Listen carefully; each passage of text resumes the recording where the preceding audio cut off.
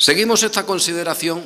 Además, el pasado domingo creo que llegamos a afirmar aquí, o llegué a afirmar, algo que tiene que ver con la ley, con la explicación que se da, con el uso incluso de la palabra dentro de la vida cristiana. Y hoy vamos a hacer una especie de resumen de eso. ¿Por qué? Porque, por una parte, en cualquier iglesia, si hoy se dijera, como yo creo que he dicho, y lo diría y lo digo también, con todas las explicaciones necesarias, mira, que cuando estamos en Cristo, ya la ley es otra cosa, no está en relación con nuestra salvación. Es decir, que nuestra justicia, nuestra santidad, nuestra redención no nos ha venido con o por la ley, sino que eso está en Cristo. Por lo tanto, yo no puedo vivir eso acudiendo otra vez a la ley. No puedo meterla donde el Señor ha dicho que ella es una realidad de la que nos ha librado.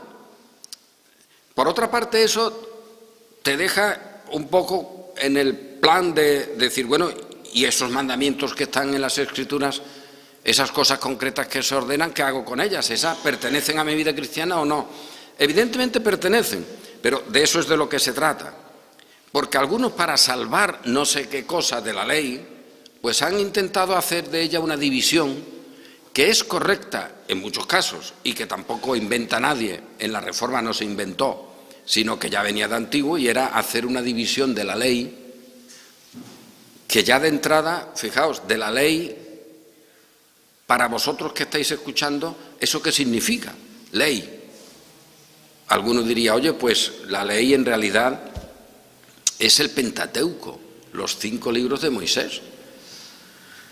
Especialmente el libro de Levítico, no todos los libros, porque allí se explica cómo el pueblo sale, le dan la ley y además te dicen las circunstancias de esa ley y te especifican los requisitos, los detalles de las fiestas, de las fechas, de los ritos, qué tenía que hacerse en cada rito, cómo tenían que vestir los sacerdotes. Entonces, ley para muchos podría ser correctamente los 5 libros de Moisés, lo que se llama el Pentateuco.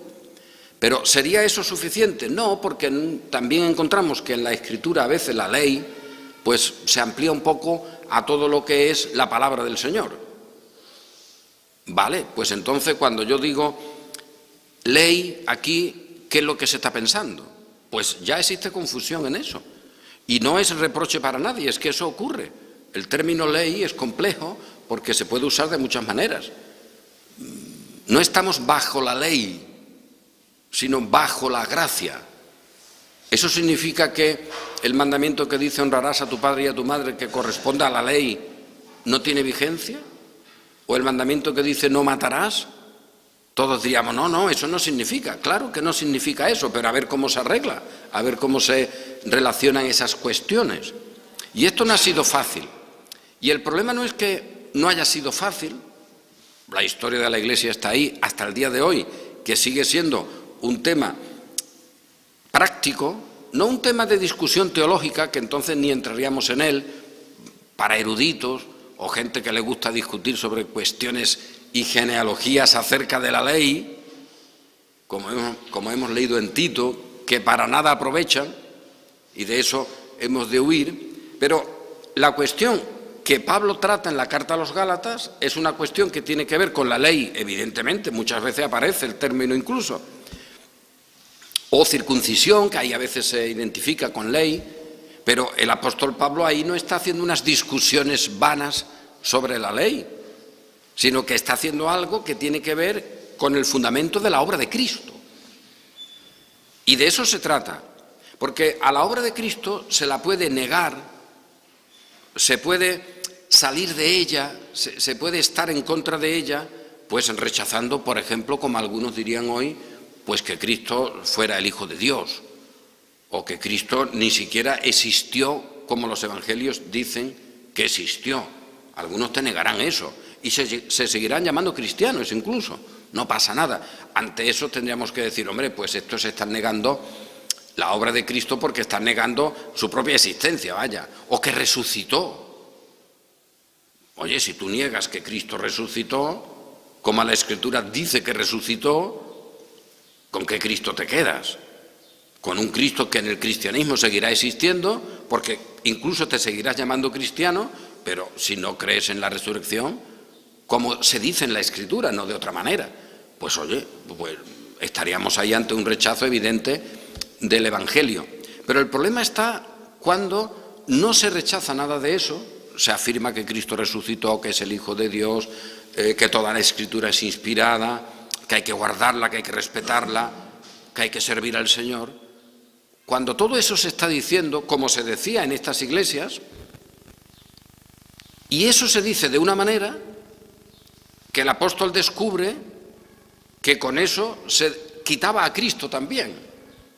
Aquí tendríamos entonces, fijaos, que si alguien te propone un uso de la ley, a lo cual ahora iremos, un uso de la ley, reiterando que ese término ya es complejo en sí, la palabra ley, pero vamos a decir los mandamientos de Dios,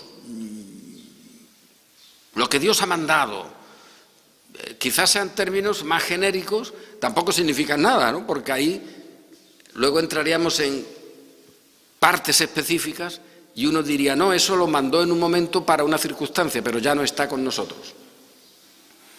Y en eso estaríamos de acuerdo todos en algunas cuestiones. En otras, otros te dirían, no, eso sigue vigente. En fin, que incluso decir los mandamientos del Señor, a veces eso es complejo. Y hemos de reconocerlo. No es sencillo. Nosotros no podemos ahora, con la historia del cristianismo delante de nosotros, decir frases como si la frase fuera automáticamente bien entendida, porque puede ser mal entendida, puesto que lo ha sido a lo largo de la historia. Y nosotros nos podemos encontrar con frases que las dice uno, las dice otro, y son totalmente contrarias, aunque la frase sea la misma. Pongo el ejemplo siempre de la Inquisición. La Inquisición española tenía unos lemas y tenía unos textos bíblicos que usaba, que evidentemente podemos decir, oye, esos textos también los puedo usar yo, porque son salmos, son textos de la Sagrada Escritura. Pero ¿qué tiene que ver eso, nuestro uso de ese texto o de esas frases, con la Inquisición? Cada uno lo usa de una manera totalmente distinta y con un propósito distinto. Pues bien, la cuestión estaría, si uno nos llega a nosotros ahora diciendo, mira, que Cristo no resucitó, que eso es una cosa que se inventaron los primeros cristianos, pero Él no resucitó realmente. Ahora, seguimos siendo cristianos, porque eso significa que hay un espíritu ahí de solidaridad, de no sé qué cosa, y diríamos nosotros aquí, oye, pues no, esto no vale, esto no nos pone en el mismo sitio, estamos en sitios muy opuestos. Y quien dice eso con otras cuestiones básicas de lo que se llama la fe cristiana, en el sentido más conservador de ese término. Pero imaginar que alguien viene con todo el credo, con todas las confesiones, con toda la ortodoxia, pero al mismo tiempo con un uso de la ley, de los mandamientos, en el que te dice, no, mira, Cristo nos hizo justos, porque eso está claro, que ya es algo que decir, porque aquí confesamos, hombre, si la justicia está clara, también tiene que estar la santidad, y a veces eso no va al mismo ritmo. Por lo tanto, no entender la santidad o la santificación sería al mismo tiempo no entender bien la justicia. Es lo que Pablo está diciendo a los Gálatas. Cuando vosotros planteáis la santidad o la santificación o la conducta de una manera, no estáis entendiendo la justicia de la fe, no estáis entendiendo la salvación. Y por eso digo, si alguien nos llega a nosotros con todo el orden evangélico más ortodoxo, poned ahí lo que queráis, la inspiración de la Escritura, la resurrección, yo qué sé, todo lo que queráis. Pero al mismo tiempo te dice, ahora mira, la ley ha quedado una parte de ella que llamamos ley moral, por ejemplo, y ahora vamos a esa cuestión, esa ha quedado con nosotros porque es necesaria como un medio para nuestra santificación.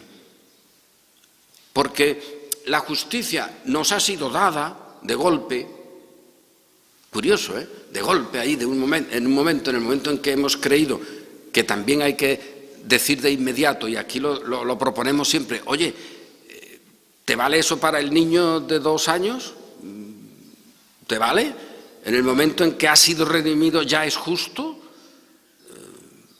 y tiene todas las consecuencias de la justicia. Eso a veces no se quiere ni entrar en esa cuestión, porque se ha moldeado todo a la acción de la voluntad humana, del entendimiento, de la acción humana. Pero fijaos en esa cuestión, estaría diciéndonos, no, mira, la justicia ya nos fue dada de un golpe, ¡plaf!, somos justos. Pero la santidad no. La santidad es progresiva. Y para que esta santidad funcione y progrese, necesitamos la mediación, el uso de la ley. Por lo tanto, es imprescindible que esté aquí con nosotros la ley de una manera, un tipo de ley, lo que queramos, porque esa es la mediación necesaria para nuestra santificación, para progresar.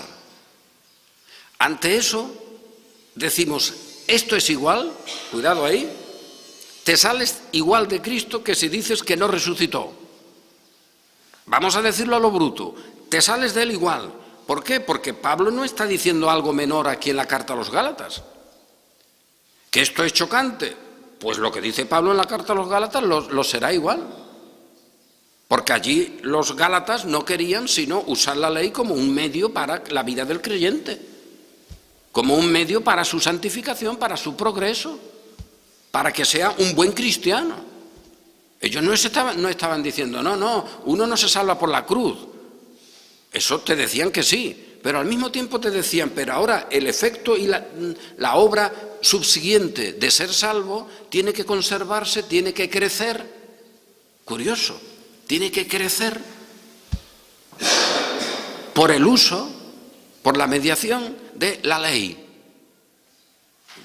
Y ese discurso no hace falta esforzarse mucho, todos diríamos, oye, pues eso es verdad, eso con estas palabras o con otras más bonitas es lo que al final te vienen a decir. Y no te lo viene a decir alguien que niegue la palabra de Dios o que niegue la inspiración de las Escrituras o que niegue la resurrección o que niegue que Cristo sea el Hijo de Dios. No, te lo está diciendo gente que cree esas cosas, que te las proclama. Dicho sea de paso, esas mismas cosas las proclama la Iglesia de Roma y muy bien proclamadas, Pero al mismo tiempo te dice, todo eso no sirve sin la mediación de la ley. Un tipo de ley, vale, y en esa ley hay una parte fundamental que es la jerarquía, el ministerio eclesiástico. Eso es lo que te dice la Iglesia de Roma. ¿Qué diferencia existe entre ese discurso y el evangélico, o el protestante o el reformado? Esencialmente no hay diferencia. Luego las formas externas pueden variar, pero esencialmente es lo mismo. Por lo tanto, ahí hay que estar ya alerta, porque ese discurso puede parecer bonito, pero al final es el que te ha dicho siempre la Iglesia de Roma. Es más, y esto es muy grave, es el discurso que hace a la Iglesia de Roma esencial y fundamental, que la necesitas allí, con ese discurso. Pues eso ya nos debería hacer un poco poner las alarmas, poner la pierna bien preparada ya para el freno. Porque, oye, si la Iglesia de Roma considera ese modelo esencial para su autoridad y para su existencia, bien la cosa no pinta. Pues de eso es de lo que se trata. Si alguien te plantea la cuestión así, nosotros decimos, yo digo, vaya, nosotros de los que estamos aquí, pues mira, no, ahí no hay manera de meter nada de mediación de la ley. Llámale como quieras. Tú dices la ley moral. Hablaremos de ella ahora, pero que no, que la califiques como la califiques, ahí no hay mediación para que yo use unos instrumentos. Y usándolos, resulta que yo, cuando empiezo, no soy santo, no estoy bien santificado, y luego, con el caminar, oye, que voy siendo más santo, que me voy santificando. Eso es una burrada, Eso es una burrada, porque además nos pondría en una situación que la Biblia no admite en absoluto. Vamos a ver, que tú eres justo, y decimos que sí, que ya lo somos en el inicio, en el momento, digamos, si podemos poner un poco en el folio ahí, cuando el Señor me salva, con la edad que tenga, vamos a poner, clac, ahí ya soy justo. Y no puedo añadir a esa justicia.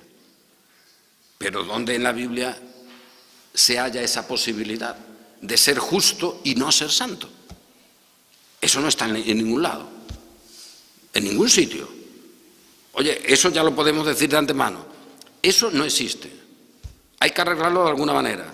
Decir que yo soy justo, porque claro, si soy justo es que yo no soy culpable. Es que no tengo mancha, oye, es que no se me puede condenar, no hay condenación. Pero no soy santo. A ver cómo arreglamos eso, pero si precisamente la no santidad es la condenación. Y si yo no la tengo, no puedo decir que tengo carencias.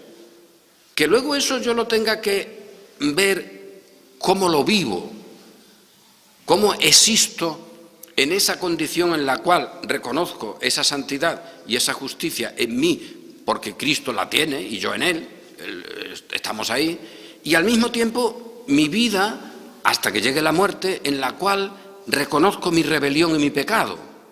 Pero claro, eso es un dolor del alma que no afecta a la santidad, afecta a todo. ¿O es que por el pecado tú solo ves que eres un poco desarreglado en la santidad y en la justicia no?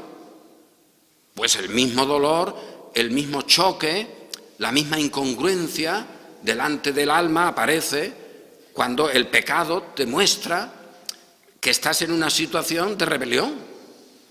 Y por eso Pablo dice, ya no soy yo, sino el pecado que mora en mí. Pero Pablo llega a confesar esa situación de una manera terrible, miserable de mí. Pero eso lo está diciendo Pablo por la santidad o por la justicia, por todo. ¿Quién puede separar eso? ¿Quién puede decir que el creyente, cuando tiene conciencia de pecado o de algún pecado en concreto, que puede ser, debería ser siempre en general, y luego pues en cosas particulares, que son siempre relativas, por tremendas que sean, porque lo importante es el concepto de pecado. Pablo no hemos de suponer que era un pecador en el sentido de cosas concretas, extraordinario, pero él tiene una conciencia extraordinaria de ese pecado. ¿Por qué? Porque eso te lo pone Dios. Y por eso dice él, miserable de mí, ¿quién me librará de este cuerpo de muerte? Así que las descripciones que el apóstol hace de sí mismo, que son las de cualquier cristiano, son tremendas. Pero eso le valdría al apóstol Pablo diciendo, no, pero yo en realidad soy justo, Lo que pasa que luego está aquí este camino que voy progresando en él. El apóstol Pablo no dice que progresa en ese camino nunca. Es decir, quien hable de progreso en la santidad, habría que ver qué entiende por santidad. ¿Cómo vamos a progresar? ¿Qué barbaridad es esa? Eso es romano. Eso es de la Iglesia de Roma. El progreso y tanto, y tienes que llegar caminando, solo unos santos lo consiguen aquí, que han progresado tanto para ser santos, pero como el resto no pueden, pues tampoco vieron la manera de salir del paso y dijeron, pues vamos a meterlos en un sitio por ahí que se llama purgatorio, para que purguen hasta que sean santos. Hombre, eso ya nos parece una brutalidad. Pues ese es el mensaje evangélico cuando te dicen que la justicia ya la tenemos por Cristo, pero que luego la santidad la tenemos que ir arreglando nosotros y por eso necesitamos la mediación, el instrumento de una cosa que se llama ley, pero para no decirlo así, han calificado como ley moral. Y por eso yo digo, no, de esa manera, no. ¿Cómo ha funcionado esto? ¿Cómo es ese discurso? Porque evidentemente, por otra parte, y hoy lo vamos a hacer, oye, cuando alguien habla de ley moral, por ejemplo, Juan Calvino, y ahora vamos a leer algún texto suyo, ¿estaríamos en contra de eso? No. Por supuesto que no. Hacer lo que en general se hace de dividir la ley, entendamos ahí ya, digamos, los libros de Moisés, la estructura legal de Israel, dividir eso en leyes que eran ceremoniales, o leyes, digamos, la ley completa, que tiene un trozo ceremonial. Pues hombre, decimos, eso ya no está con nosotros. Y luego también se solía decir, y ya digo que esto desde antiguo, en la Reforma se siguió usando ese lenguaje, que había una ley ceremonial que ya no había que cumplir. La Iglesia de Roma dice lo mismo, por cierto, en esto, cuidado ahí, que es que no estamos descubriendo nada. Luego había una ley que se llama algunas veces civil, política, bueno, démosle el nombre que queramos, política podría valer, la ley política o la ley civil, que eran leyes propias de Israel. Y ahí alguno te dirá, bueno, alguna todavía puede servir, quizás sean un modelo para fijarnos en el modelo y sacar luego aplicaciones. Ahí te dirán lo que quieran. Pero también te admitirían que esa no tiene que ver con la salvación, que no es la que hay que conservar. Aunque algunos te dirían que, bueno, que sería útil conservar muchas cosas de las leyes de Israel. Eso es otro tema, pero ahí habría matices. Pero ahora luego te dicen, ahora, había otra cosa en la ley, que dicho sea de paso, nadie te dice muy bien qué es, que es la ley moral. Y esa permanece. Y esto suena bonito. Y esto es lo que la Iglesia cristiana ha enseñado siempre. Porque en un sentido depende de quién lo esté diciendo, y ahora vamos a ver a Calvino en ese sentido, del término. Oye, pues y nosotros también podemos decir, vamos a ver, cuando el apóstol Pablo dice en la carta a los romanos sobre la conducta, que mira, honrarás a tu padre y a tu madre, no matarás, etcétera, y cualquier otro mandamiento, en esto se resume, amarás a tu prójimo como a ti mismo.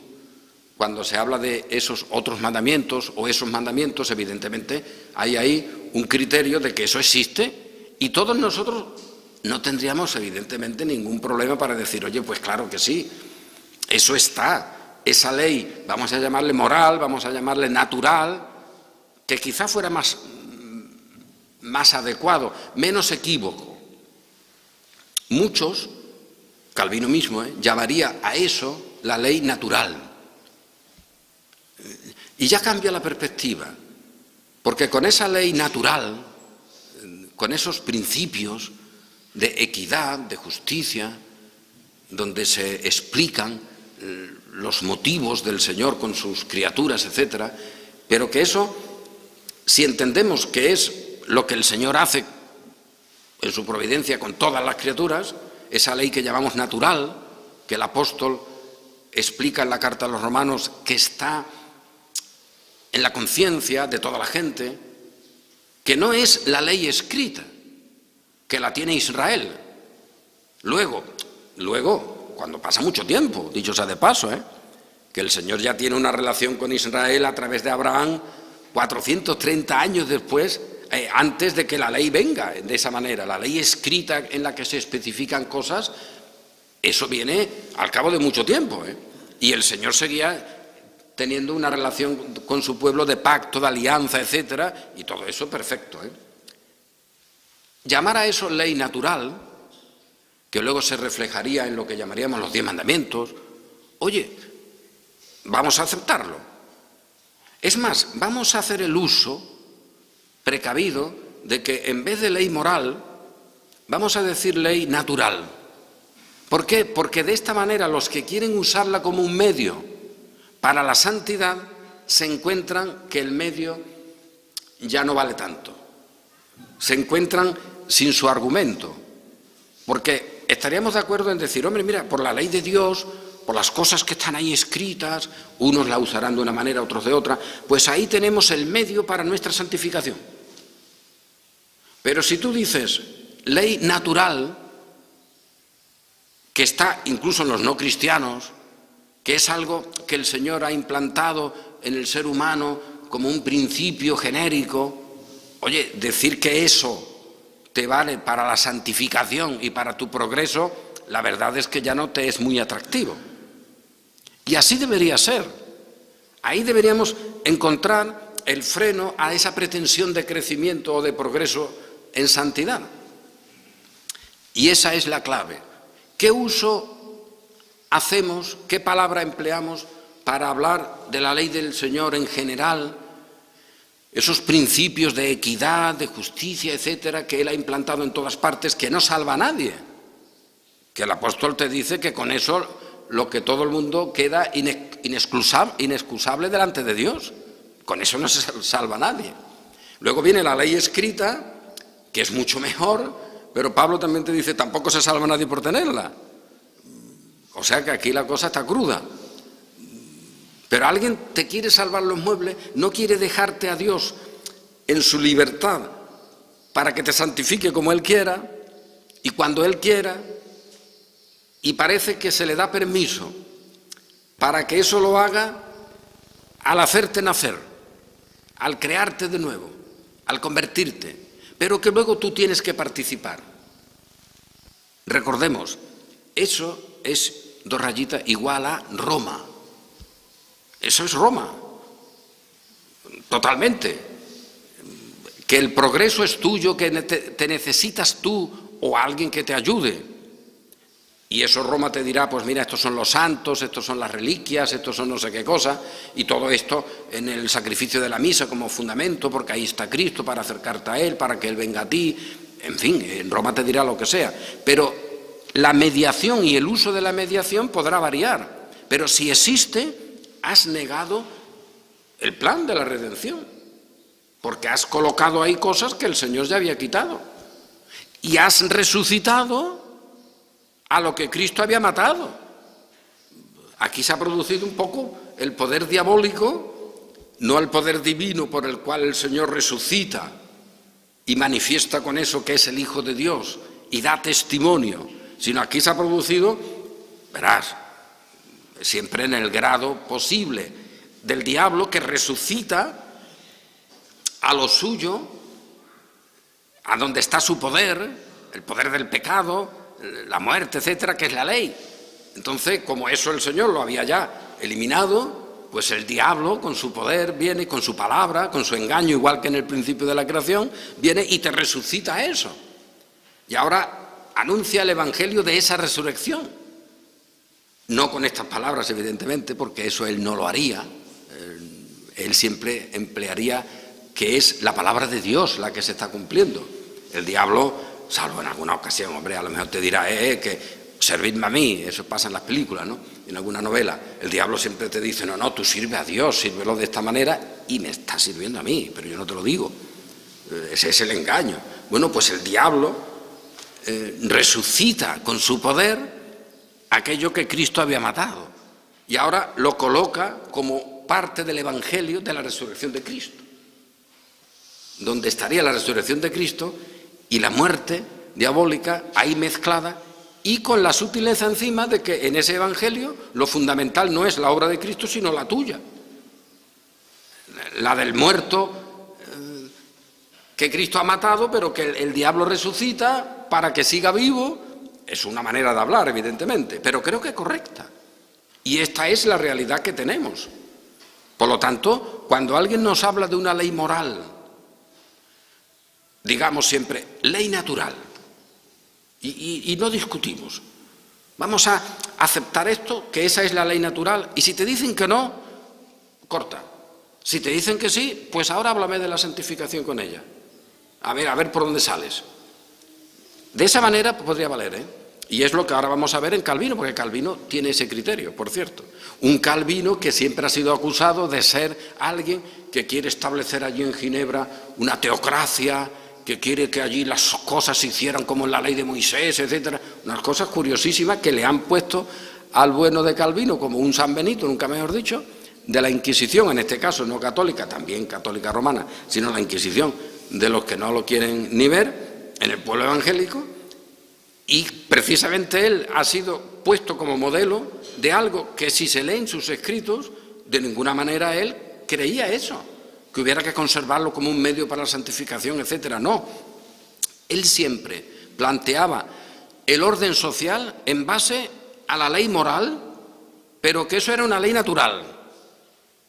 Y por lo tanto todas las naciones participaban. Ahí no hay una iglesia jerárquica que te dicta. Ese es el modelo.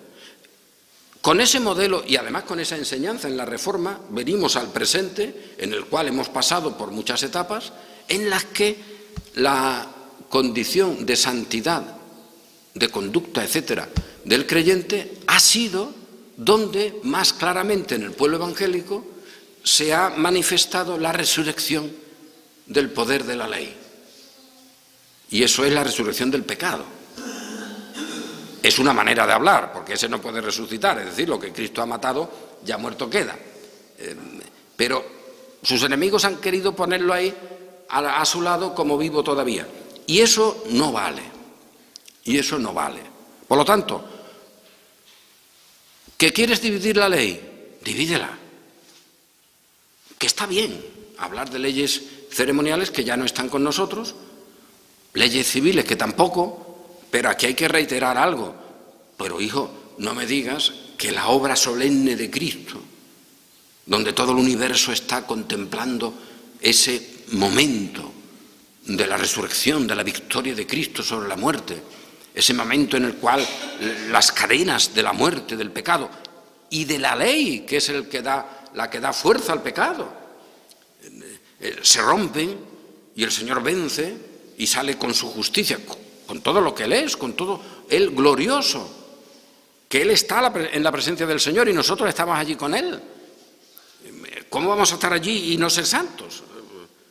Bueno, pues esa realidad, ese momento, ese anuncio, esa obra gloriosa en la que los ángeles y todo el universo está ahí, sea para librarnos de la ley ceremonial de Israel, hombre, es que se te viene el alma al suelo. Hijo, no me digas, porque al final las leyes ceremoniales malas no eran, hijo, ni te mataba ninguna, ni te condenabas. Las leyes ceremoniales eran ceremoniales y te servían muy bien para vivir tu vida social, porque cuando tenías impurezas, del tipo que fueran, la mujer, por ejemplo, en su condición natural cada mes, pues había unas realizaciones ceremoniales con las cuales tú volvías a la santidad pública para poder formar parte del pueblo de Dios en la adoración. Para eso servían las leyes rituales. Por lo tanto, si no eran ni malas, esas no mataban a nadie, esas no tenían poder de matar. Pobres leyes rituales. ¿Qué grado se les ha dado de importancia para decir que Cristo nos libró de ellas? Pues sí, hombre, pero eso no es el fundamento. Las leyes civiles, hombre, que al final toda esa obra de Cristo ha servido para librarnos de las leyes civiles de Israel. Que algunos te dirían que ni eso, porque todavía tendríamos que seguir obedeciéndolas. Tampoco, hijo, porque aquellas leyes civiles al final eran leyes civiles, comparativamente pues mucho mejores que las de otros pueblos.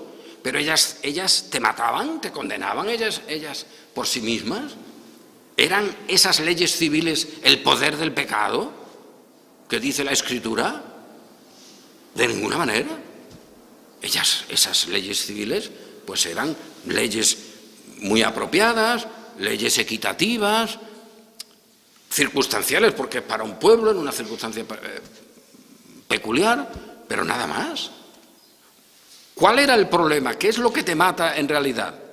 Pues la ley en su sentido más legal, que alguno podría decir aquí ahora, pues hijo, la ley moral era la que te mata, no me la saques otra vez, porque todavía si me quieres sacar un ritual, te podría decir, hombre, ya ha venido el fundamento, la verdad, el ritual ya no vale.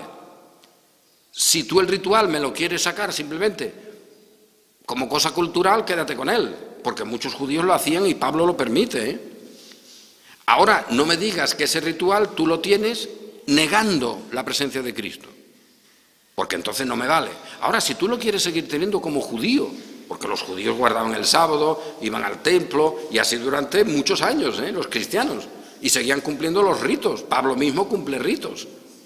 Por lo tanto, podríamos decir, si tú quieres quedarte con los ritos, mientras que no digas, claro, que eso afecta a la obra de Cristo, todos los ritos para ti, quédate con todos. Si te gustan, quédate con ellos. Las leyes civiles, pues igual, hijo, que te gustan, quédate con ellas. porque al final tampoco son complicadas, son las leyes civiles, nosotros tenemos otras en nuestro país, que en vez de esa tuviéramos la de Israel, pues no pasa nada, son civiles, pero que eso sea la condenación, que eso sea de lo que Cristo nos libera, hombre, eso es de verdad hacer una comparación entre el sol sublime y algún mecherillo o alguna, en fin, alguna cerilla. No puede ser. Entonces lo que Cristo ha hecho, y esa es la gloria, es librarnos del poder de la muerte, del poder de la muerte por el pecado y del poder del pecado por la ley. Y ahora, aparte de eso, está la justicia de Dios. Y esa es la que tenemos. Y de esto es de lo que se trata. Entonces, cuando tenemos eso, ¿qué hacemos? Pues con nuestra manera de vivir. Hemos leído en la carta a Tito estas cosas curiosas. El apóstol dice: quiero que los que creen en Dios se ocupen de hacer buenas obras. Pobre Pablo, porque con los listos de hoy alguien le podría decir: pero hijo Pablo, qué complicado eres. Mira que las cosas que dices, que tú quieres que sean amables, que estén dispuestos a toda buena obra, que a nadie difamen, que no sean pendencieros, sino amables, mostrando mansedumbre para con todos los hombres. Hijo, di simplemente: quiero que los cristianos guarden la ley moral. Tú dices eso y ya todo el mundo lo entendemos. No se te ocurra decir, hombre, que sean amables. ¿Eso qué es? ¿Cómo se es amable? Pablo, tú dime a mí que yo guarde la ley moral, que con esa yo me santifico. Pero no me digas que sea amable, que muestre mansedumbre, que no difame. Hombre, no, tú estás pasándote. Mira que tú crees estas cosas y estas cosas tú ahora dices que se insista en ellas. Y quiero, además dice, que insista tu colaborador con firmeza y no les dice ni pío de la ley moral. Tú le estás diciendo unas cosas genéricas con las que puede estar de acuerdo cualquiera. Ese predicador que ahora está hablando está de acuerdo contigo. Pues claro, si dices unas cosas, si tú hubieras dicho ley moral, ese no estaría de acuerdo contigo. Esto es una hipótesis, claro. Palabra fiel es esta, y en estas cosas quiero que insista con firmeza, para que los que creen en Dios procuren ocuparse en buenas obras. ¡Ay, Pablo, Pablo! ¿Y cuáles son esas buenas obras? Di la ley moral, que todos te entienden. Pues no, él dice buenas obras. Y esto es lo que tenemos todos. Oye, que el creyente se ocupe en buenas obras, en ser pacífico, en ser amable, en tener buenas relaciones. Esa es la propuesta del apóstol a alguien que tiene que insistir con firmeza en eso. Estas cosas son buenas y útiles a los hombres. Pues mira, hijo, haz lo que sea bueno y útil a los hombres. Y si alguno te viene diciendo, atento, atento, la ley moral, que con ella vas a santificarte, esa será útil para ti. Quizás. Eso es como el catolicismo romano, que al final te tienes que salvar tú y aunque esté limpiando al enfermo, es por mérito para salvarse él. Y los demás son instrumentos. Así que estas cosas son buenas y útiles a los hombres. Y oye, ¿esto quién lo dice? La ley moral, esta lo dice la ley de Dios. Pero evita las cuestiones necias y genealogías y contenciones y discusiones acerca de la ley, porque son vanas y sin provecho. Pues esto es lo que tratamos. Es que las discusiones sobre las cosas de la ley moral que tiene que hacer el cristiano para progresar en santidad son vanas y sin provecho. Ni para ti ni para los demás. Haz seminarios, haz conferencias, haz lo que quieras. Si te planteas el curso o lo que tú quieras como progreso de santidad en el cristiano, te podrán valer muy buenas palabras, podrán citarse no sé cuántos teólogos, puritanos, lo que quieras. no son útiles, no tienen provecho, son inútiles esas discusiones. Y de eso se trata. Cuando nosotros rechazamos el que la ley esté de alguna manera, llámale ley moral, decimos eso es vano y sin provecho. Sencillamente. Ahora, que existe una ley moral de buenas obras, buenas costumbres, hacer el bien, donde están las referencias a los mandamientos del Señor, pues claro que sí, hijo. ¿Quién va a negar eso? Nosotros, desde luego, no. Pero lo que sí negamos tajantemente es que eso sea un vehículo para la santificación. Porque si es un vehículo para la santificación, tiene que ser para la justicia. Porque esas dos cosas que van juntas, hombre. No las separes. ¿Cómo voy a ser yo justo a los ojos de Dios sin ser santo? Es que eso no tiene pies ni cabeza.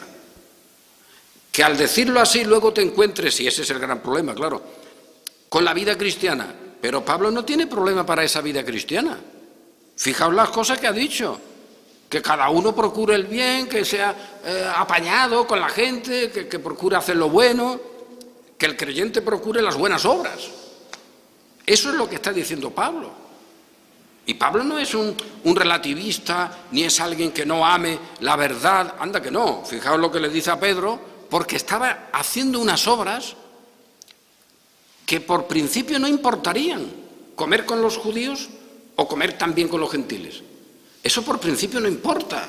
El propio apóstol incluso ha circuncidado a uno. Esas cosas son irrelevantes. Pero cuando eso se hace como un modelo de santidad,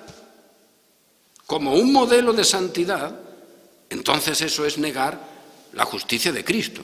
Y tiene que ser reprendido cara a cara, tiene que ser reprendido en público. Porque eso es una hipocresía que estaba dañando a la Iglesia. El apóstol, las costumbres, pero si él era una persona que había recorrido el mundo y sabía la cantidad de diferencias que había entre unos y otros, los judíos, pues vale, venga, yo también soy judío, que hay que ir al templo a hacer esto, pues yo voy, que hay que hacer aquello, yo también, si estas cosas son relativas. Pero si se ponen como modelo de santidad, ahí se ha acabado la discusión. Son inútiles y no se debe caer en eso. Insiste mucho en las buenas obras, pero no caiga en discusiones sobre la ley moral o sobre la ley. En este sentido, fijaos, ¿qué cosas, qué asuntos, y esto ya es ilustrativo, han sido clave?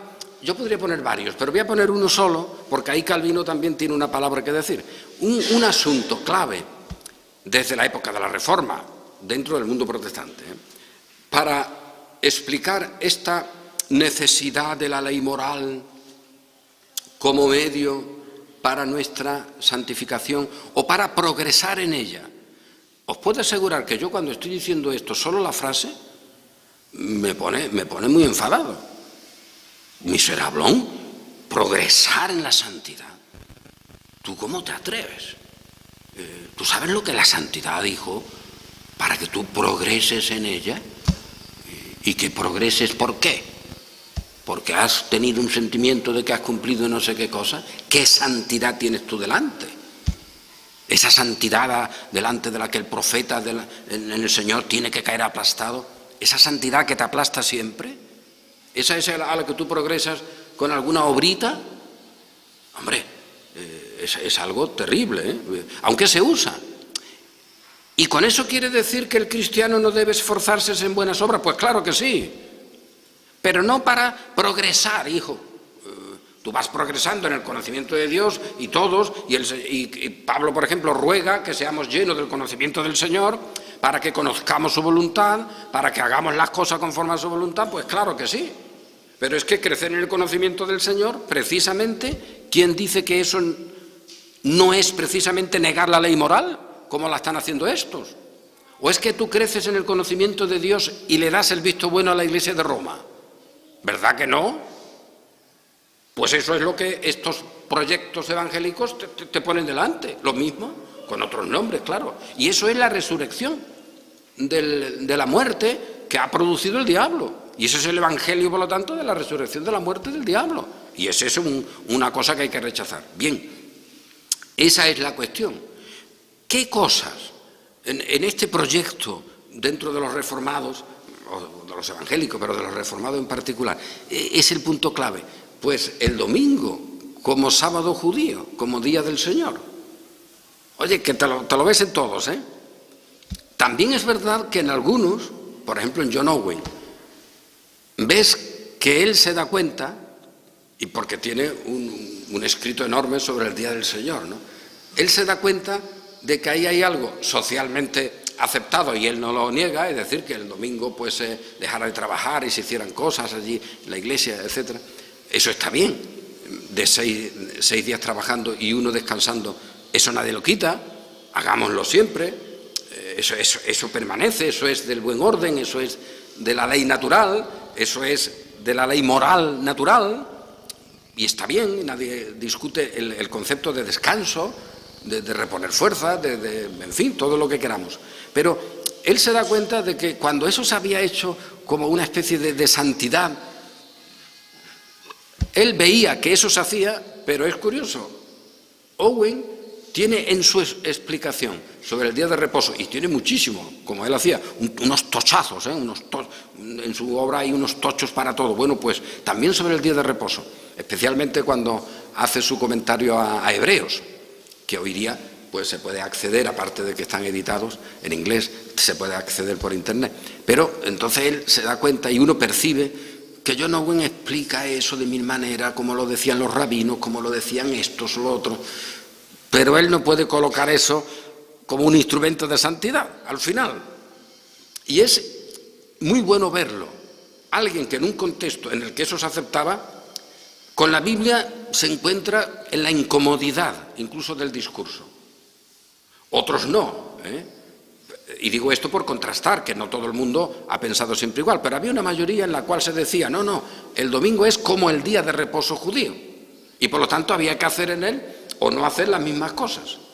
Y entonces tú te encuentras con unas expresiones de santidad relacionadas con el domingo diabólicas, terriblemente diabólicas. Desgraciadamente, porque eso es una mezcla, no es tampoco un reproche a nadie, pero fijaos, recuerdo, y esto no es una excepción, esto es muy común, recuerdo que un gran profesor de teología, cuyas obras se leían, fulano de gran índole, ya falleció, sus obras se editaron con un lujo, era uno de los modelos de pensamiento protestante, reformado, sano, porque te hablaba de la inspiración de las Escrituras, de la resurrección, un personaje extraordinario. Ese personaje extraordinario, si lo tienes delante, le tienes que decir de todo menos bonito, porque resulta que el buen hombre pues te ponía como un modelo de santidad, que el domingo no se cogía el autobús para ir a la iglesia, no se cogía el autobús. Y tú mezclas eso con la resurrección de Cristo, con la obra del Espíritu Santo, con cosas de la seriedad universal de la obra de Cristo, y tú dices, pero bueno, ¿qué hace esta gente? El diablo que ha resucitado esas cosas, porque no pueden ser de otra manera, aparte de ridículas, porque quizá en su momento se viera eso como una cosa extraordinaria. Ahora incluso en su propia iglesia dirían, oye, el autobús todavía quizá lo podemos coger, o quizá el móvil, que también habrá que tener por ahí a alguien organizándote un satélite de eso para que esto funcione. Ridículo. En Holanda, y digo esto por poner cosas todavía cercanas, hay una zona, no sé, me parece que en Ámsterdam, en Ámsterdam, en un entorno del mapa de Holanda, tú puedes encontrar lo que se llama el cinturón bíblico. Eso te lo dicen los políticos, porque por allí se vota a un partido político que saca, o a dos, que sacan uno o dos diputados siempre. Hay gente que vota en Holanda, eso no es malo ni bueno, iglesias que votan a un partido cuyos miembros son parte de la iglesia. Y eso, ya digo, es legítimo, y hay sindicatos que también. Bueno, pues ahí hay un cinturón bíblico, tal. ¡Qué vergüenza con las cosas buenas que se podrían hacer! ¿Cuál es la clave de ese cinturón bíblico que obliga a las autoridades municipales a que se cierren los cajeros automáticos el domingo? Fijaos que por una parte esa gente te lo diría como la gran santidad, pero si tú te pones en un poco más relajado, tú dices, eso es ridículo. Porque, a ver, no tanto ya porque se cierren o no, que si muchas cosas se cierran, mejor, vaya, tampoco pasa nada, sino por calificar a eso de santidad. ¿Qué concepto de santidad puede haber en alguien que considere santidad el que el ayuntamiento cierre los cajeros automáticos? Eso es una barbaridad. Algo ha pasado ahí. Ahí ha habido un desenfoque de algo. Ahí la luz se ha ido. Ahí hay algo rarísimo. Y que eso te lo pongan como un modelo. Y como eso otras muchas cuestiones. Absurdo. Fijaos. Y luego ese hermano que te dice eso, pues posiblemente sea un ejemplo en su trabajo, un excelente padre, incluso un predicador. Yo ya no le diría un excelente predicador, porque si te dice eso, un gorrazo habría que darle, por lo menos, algo, tampoco te pase, ¿no? O sea, que no quita el que esos sean solo personas hipocritonas, no, gente de buen entender y saneados y que te dicen eso. ¿Qué ha pasado? Pues ha pasado lo que estaba pasando en las iglesias de Galacia. ¿Quién os ha engañado? ¿Quién os ha perturbado? Yo espero que no penséis de otra manera, pero me veo preocupado porque estáis pensando de otra manera. Pues eso Pablo lo diría igual. Y como dije estas cuestiones sobre Calvino, pues termino con alguna frase suya, ya que lo he citado, por poco se va el tiempo y ni lo menciono. Pero Calvino, cuando, aunque lo mencioné en alguna ocasión, pero cuando Calvino habla en su comentario de la carta a los Gálatas sobre lo que él ve, y lo cito ahora por esto del domingo como sábado, lo que él ve, Pablo, en aquellas iglesias, como el signo de que la cosa se estaba estropeando. Guardáis los días, los meses, los tiempos y los años. Y previo a eso ha dicho, pero ¿cómo es que os volvéis de nuevo a los débiles y pobres rudimentos, a los cuales os queréis volver a esclavizar? Guardáis los días, los meses, los tiempos y los años. Me temo de vosotros que haya trabajado en vano con vosotros. Esto es lo que Pablo dice. Y evidentemente con él tenemos que decirlo, pues si alguien nos propone que el modelo de santidad con el cual progresamos, que hay que ser brutos, vaya, que se progrese con eso, pero si con eso no se progresa, si con eso la idea de santidad cada vez es menor, es la de la Iglesia de Roma. Fíjate cómo será la de la Iglesia de Roma de santidad, que te hacen santos, fíjate qué santos. Pero es que encima la idea de santidad es la del purgatorio. ¿Eso es crecer en la santidad?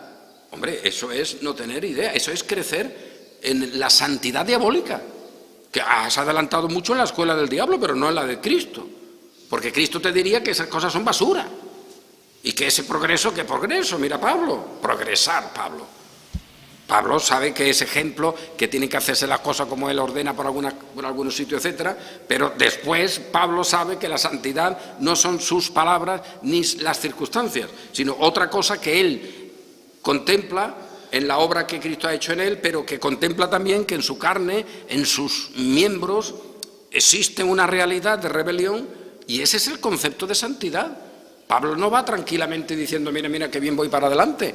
No, Pablo sabe que en cualquier etapa en que lo veas, dirá, miserable de mí, ¿quién me librará? Por lo tanto, santidad y progreso los justos. Ahora, que Dios nos lleva creciendo y adelantando más en su conocimiento y conociendo más la santidad, claro que sí. Y por eso tenemos que enfadarnos mucho cuando alguien considera santidad cosas tan vulgares y cosas tan absurdas, como los días. Guardáis los días, los meses, los tiempos y los años. Dice Calvino, literalmente, y por eso lo voy a leer, cuando ciertos días son representados como santos en ellos mismos, cuando un día es distinguido de otro en base a razones religiosas, cuando estos días santos son reconocidos como un acto de adoración divina se han convertido en un elemento que nada tiene que ver con la verdad. Se han convertido en elementos de esclavitud. Fijaos lo que dice Calvino. El bueno de Calvino, que luego se lo podrá acusar de que él quiso instaurar no sé qué cosa. Él dice, literalmente, si los días se consideran santos por sí mismos, algunos, y además como un elemento de adoración divina, tendríamos que la santidad está dependiente, fijaos la barbaridad, del calendario, y que hay un día santo por sí mismo. En Israel esas cosas tenían su lugar, incluso su lugar ritual. Pero cuando nosotros tenemos la persona de Cristo, a ver, es que hay un día que estando en Él no estemos en el lugar santísimo. Es que hay un día que estando en Él no estemos en el templo celestial. Es que hay un día que estando en Él no estemos en la adoración con todos los santos. Pues claro que no hay ningún día. ¿Qué ocurre? Pues que en el orden natural, en la ley moral natural, pues está muy bien, como el Señor ha organizado, 6 días de trabajo, dependiendo incluso qué trabajo, porque hay a lo mejor un trabajo tan excepcionalmente estresante que a lo mejor necesita trabajar 3 y descansar 3. Hasta eso sería legítimo, dependería, ¿no? 6 días y 1 de descanso. Oye, y ese de descanso provincialmente, pues en este contexto cultural nuestro, en otro no seguramente, pues es el domingo. Pues muy bien, el domingo, y nos levantamos y venimos al culto y estamos juntos y adoramos al Señor y ya está. Pero esto no es un día que santifica o un día que tiene esa condición vehicular. Y respecto a la ley natural, permitidme que haga una breve lectura corta de lo que Calvino dice en la Institución sobre esta materia, esta condición de ley natural que él reconoce: las leyes, su utilidad y necesidad y su diversidad. Luego hay un apartado: las leyes morales, ceremoniales y judiciales en el Antiguo Testamento y ahora, y cómo se tendrían que ver esas cosas. Él dice: yo no tengo interés en hacer una exposición extensa de esto, sino solo hacer notar esta común distinción que divide la ley dada por Dios a Moisés en 3 partes: moral, ceremonial y judicial, cada una de ellas considerada en sí misma. Pero Calvino luego te dice: en el ejercicio de las ceremonias estaban allí, cumplían una misión, las leyes civiles igualmente hemos de entender que cumplían también el trabajo, la finalidad de que hubiera una legislación basada en el amor y en el bien público. Todo eso está muy bien, y que ciertamente, si esto es verdad, como sin duda lo es, se ha dejado, ahora que no está la ley de Moisés para todas las naciones, pero los principios que allí había de equidad, de justicia, de amor, etcétera, esos se conservan como ley natural o moral, que luego lo dice expresamente. Dice: si esto es así, sí, como sin duda lo es, se ha dejado a todos los pueblos y naciones la libertad para hacer las leyes que les parecieren necesarias. Y esto es lo que dice Calvino sobre la ley moral, que ha sido dejada libertad a las naciones para que hagan las leyes que consideren necesarias. O sea que esas naciones, sin ser cristianas, tendrían ese principio. Hombre, todas las leyes no van a valer, dice él, algunas son verdaderamente horrorosas, pero ese principio de equidad. Y esto es lo que él declara. Por lo tanto, este Calvino no estaría hoy muy en armonía con estos que hablan de la ley moral para santificar a alguien. Las leyes que les parecieren necesarias, las cuales, sin embargo, están de acuerdo con la ley eterna de la caridad. Calvino dice: bueno, Dios ha instalado esto en la gente, esto es eterno, esto permanece, el respeto a Dios, Dios el creador, luego el amor al prójimo como a uno mismo, pues eso funciona. Y finalmente, para concretar los términos que él emplea sobre ley moral, dice: y como quiera que la ley de Dios que nosotros llamamos moral no es otra cosa, sino un testimonio de la ley natural y de la conciencia que el Señor ha imprimido en el corazón de todos los hombres, no hay duda que esta equidad de la que ahora hablamos queda en ella muy bien declarada. Así pues, esta equidad ha de ser el único blanco, regla y fin de todas las leyes. Y este es el modelo de ética pública, de bien común, que Calvino tiene. Un conocedor de las leyes, un conocedor de la historia y alguien que ama al Señor y que no quiere que su nombre sea menoscabado. Pero él declara esta cuestión. Así pues, todas las leyes que estuvieran de acuerdo con esta regla, que tendieren a este blanco y que permanecieren dentro de estos límites, no deben desagradarnos, aunque no convengan, es decir, aunque no pertenezcan, ni estén de acuerdo, ni sean una copia, aunque no convengan con la ley de Moisés, o bien entre ellas mismas. Lo cual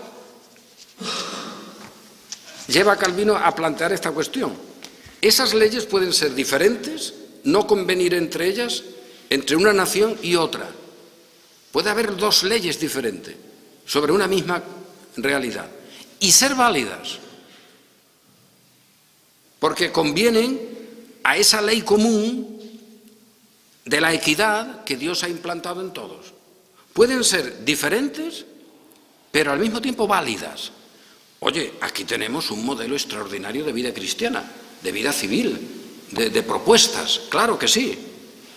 Frente a eso nos encontramos con los que quieren usar las leyes morales, que ellos han hecho ahí un catálogo, como mejor les ha parecido, como un instrumento para crecer o para progresar en santidad. Termino diciendo, con la experiencia de Pablo y la experiencia de cualquier creyente, de Calvino mismo, que nos declaran luego en sus testamentos, en sus momentos finales, lo que sienten, cómo se presentan delante del Señor, cuanto más progresa el creyente, voy a emplear esa frase, cuanto más progresa en santidad, más lejos se ve de Dios. Esta es una realidad. No nos engañemos, no seamos católicos romanos. Cuanto más vives y aprecias y entiendes la santidad, es decir, cuanto más entendamos ahí el progreso, cuanto más has crecido en ella por la obra del Espíritu Santo, más lejos te ves de Dios. Y si alguien me dice que con unos ejercicios espirituales se ha acercado más a Dios, ese es jesuita. El conocimiento de la verdad y de la santidad, a nosotros que estamos en este cuerpo, y Pablo te lo declara, te aleja de Dios, es decir, hace que no puedas tocarlo, hace que sea una condición de miserable de mí. Es decir, que no hay manera de que ahora el creyente frívolamente diga, mira, yo he conseguido hacer estos pequeños cambios y me acerco a Dios. No. La comprensión de la santidad no te acerca a Dios. En nuestra condición, por nuestro pecado, lo que sentimos es una lejanía. Es una separación, en el mejor sentido. ¿Por qué? Porque Pablo lo declara. Miserable de mí, ¿quién me librará? Yo no estoy en una condición de progreso, ¿quién me librará de esto? Y por eso la muerte, en tantos y tantos, en Calvino, en otros, en otras, pues entendemos su experiencia de esta manera. Por fin estaré con el Señor y dejaré el pecado. Ese es el modelo. No el modelo que te hace progresar para que vayas bien vestido allí al final y te diga, Señor, aquí estoy yo, mírame lo que yo he hecho. No. Comprender la santidad y la obra de Cristo, que es de lo que se trata, porque no se trata de conductas. En esas conductas sigamos el ejemplo del apóstol, hagamos bien, procuremos las buenas obras. Ese es el modelo, el servicio al Señor, al prójimo, claro que sí. Pero la comprensión de la obra de Cristo, la comprensión de esa obra como existente humano, no te acerca, sino te separa. Pero la comprensión de esa obra es la que dice también, y sin embargo, siendo enemigo, he sido justificado. Y estoy con el Señor. Y en Él limpio, santo, sin mancha, sin arruga, ni nada de qué avergonzarme. Pero en Él. Ahora, la comprensión de la existencia humana en la ley, moral o como quieras, nunca es de progreso hacia Dios. Sería, en todo caso, de comprensión de nuestro propio pecado y de separación de Dios. Y esto se puede decir de muchas maneras, pero eso es lo esencial. Y con esa esencia somos libres, que es lo que el apóstol declara, firmes en esa libertad, y no nos hagamos esclavos de los hombres, esclavos de los que nos quieren dar una santidad según sus criterios, porque el Señor ya nos ha hecho libres. Y en esa libertad de los hijos de Dios se da esta experiencia de absoluta comunión, pero también de la experiencia del pecado, de comprender cada vez más la separación. Y aquello que Cristo dijo, ¿por qué me has abandonado?, el creyente lo va comprendiendo más y más y más y más. Claro que sí, por la obra del Espíritu. Pero eso es algo que te va separando, que te hace vivir asumiendo esa condición de que en uno mismo ya puede tener la vida que tenga. Solo hay algo que te separa, que no puedes estar en el fuego, que no puedes estar en la luz. Nuestro Dios es fuego consumidor. Por lo tanto, estar en Él no puede ser algo que yo vaya fabricando, eso es suyo. Y si yo lo conozco así, pues lo último sería hacer un método para irme acercando. No. Cuando conoces la verdad, esa verdad te une a Dios, evidentemente, te da comunión con Él, pero en cuanto al pecado, sientes que hay una desvinculación, una separación. Así que crecer en santidad, si alguien quiere emplear ese término, o progresar, no es acercarte, es separarte. Cuanto más santo seas, cuanto más hayas progresado, más lejos te ves de Dios. Y eso es absoluto. Con otro evangelio, ese progreso romano, católico, de obras, pues te lleva al mismo cielo, a tutearle a Dios, a los santos en la mitad de camino y a los otros con ayuda de esos santos en el purgatorio. A ver quién al final no ha progresado lo suficiente, claro, tienes que progresar por fuerza, y ya te habrás acercado a Dios. No, el Evangelio te dice que en nuestra existencia, cuanto más entendemos la santidad de Dios, más entendemos la separación que hay. Y esa es una realidad. Y por otra parte, por eso es solo de gracia, por el Espíritu, también sabemos de nuestra justicia, santidad, verdad, porque hemos sido creados por el Señor en ellas. Estas cosas son útiles a los hombres. Esta cosa es edificación en la verdad. Las discusiones sobre progreso espiritual y leyes morales, sea el domingo como día de reposo y sean otras múltiples, alcanzan el grado de absurdo cuando lo comparas con la grandeza del Señor. Y ese es nuestro plan. La riqueza de la palabra y lo que Pablo llamó basura de sus obras. Y eso no se nos quita en el camino. Vas adelantando más en santidad cuanto más consideras que son basura tus obras. Y ese es el plan que el Señor ha trazado con todos nosotros, en el cual nos alegramos y gozamos. Amén.